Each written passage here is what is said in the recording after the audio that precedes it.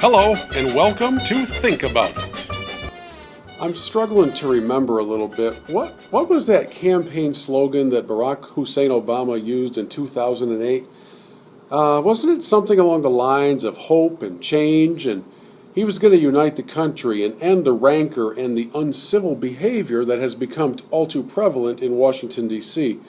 I remember how excited everybody was about the prospect of the one, the Messiah, not only adjusting sea levels, but finally changing Washington.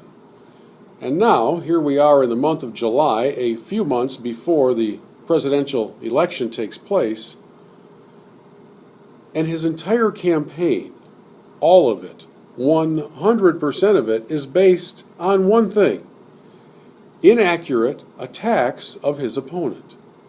When was the last time you heard Barack Obama extolling the virtues of something he has accomplished?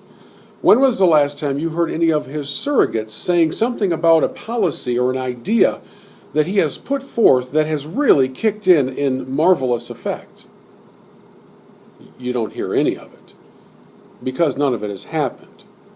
And instead, millions of Americans who could care less what the words and meaning of Bain Capital might be, they're being inundated with all of these bizarre accusations, including the charge that Mitt Romney perhaps is a felon because of the statement of various timing of various things.